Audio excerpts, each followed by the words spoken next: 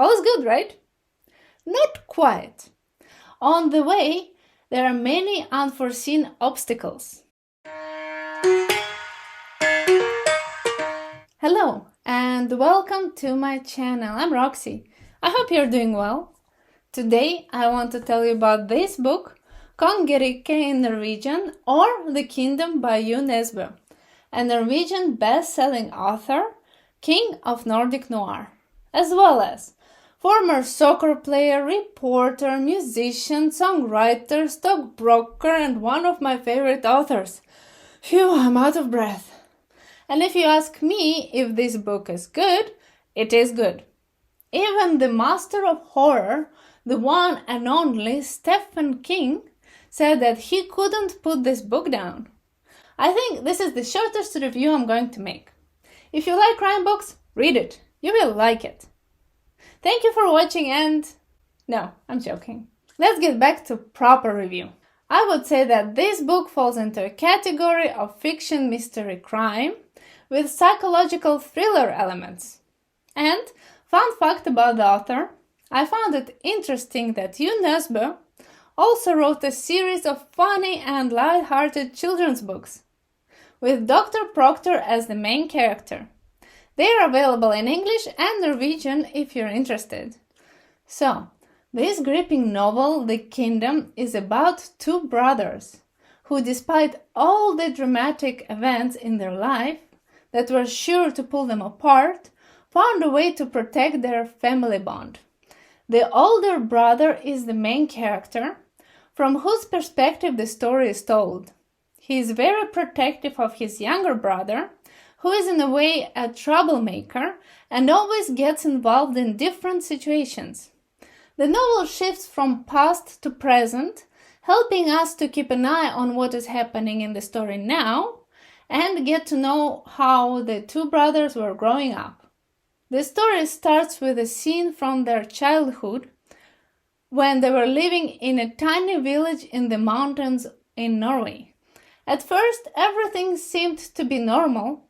The family appeared to be happy, but as you keep on reading, the novel unfolds dark secrets, which this family is keeping away from other villagers. We also get to know bit by bit that a misfortunate event happened to their parents, and two brothers were left alone. It's not quite clear what happened to their parents, and the only detective in the village tries to investigate the case. But during this investigation, he disappears, leaving his only son behind. And what is happening in the present? In the present, the older brother, manager of petrol station, is full of anticipation, waiting for his younger brother to return from abroad where he lived for many years, finished his university, worked, and even married. The younger brother is coming back full of enthusiasm because he found a way to turn the lives of villagers around for the better. He came up with the idea of opening a resort, but he needs financing and support from the village. It doesn't seem to be too problematic, even though the villagers are very skeptical about anything new, which can disturb the daily routine of the village. And also the reputation of the younger brother is not the best. Let's not forget that everyone in a tiny village knows everyone and remember everything from early childhood. And the younger brother was a handful when he was growing up. But he's very charismatic. And with the support of his wife and the older brother, the villagers accept the project. And the construction starts. All is good, right? Not quite. On the way, there are many unforeseen obstacles. Some villagers are against construction and try to stop it. And the wife of the younger brother also is not making anything easy. Not only she's interfering with construction, but starts to get in a way between brothers, causing all sorts of misunderstandings and discord between them. And the cherry on top is, remember that son of the detective? Well, he followed the footsteps of his father and now, seeing the younger brother returning, digs up the old case which haunts him, the case of the disappearance of his father, and starts fanatically investigating it to find out the truth.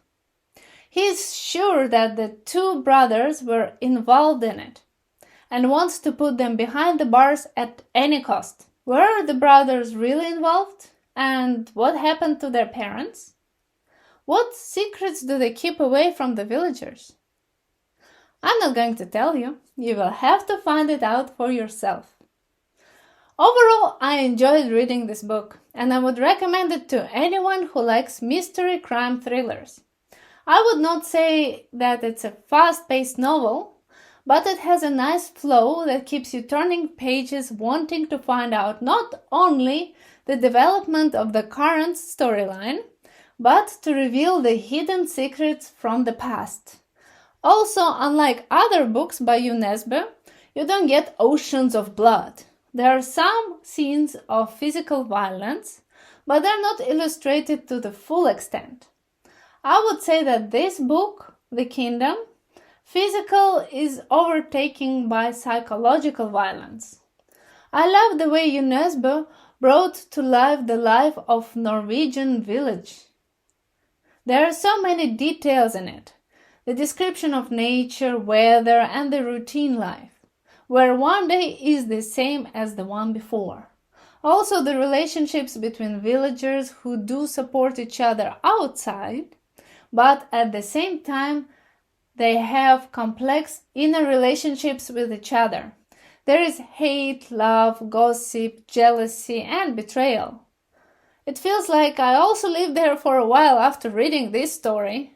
By the way, have you noticed how in a few novels of Harry Hole series by Jo Nesbo, he mentioned birds? Here you also get to learn about Bird Kingdom even more. He also brings up the philosophical aspect of family bond. What is it? Are blood ties stronger than love? And finally, how far can one go for the sake of his or her family? A minus point for me was the opening scene. Without giving away too much, I can just say that I cannot stand even fictional animal cruelty. So I had to rush through pages to get over it as fast as possible. If this novel wouldn't have been written by Jo Nesbo, I would probably put the book down and hide it forever, as I already have childhood trauma thanks to Edgar Allan Poe and his story, The Black Cat. So, did you read this book as well? How did you find it? Let me know down in the comments below. And if you want me to review a specific book, also, please write it in the comment section. I'll be happy to do it. Thank you for watching, and if you liked my review, please like it, share it with friends, subscribe, and hit the notification button. Also, please check out my stories which I wrote here and other book reviews here. See you soon. Bye.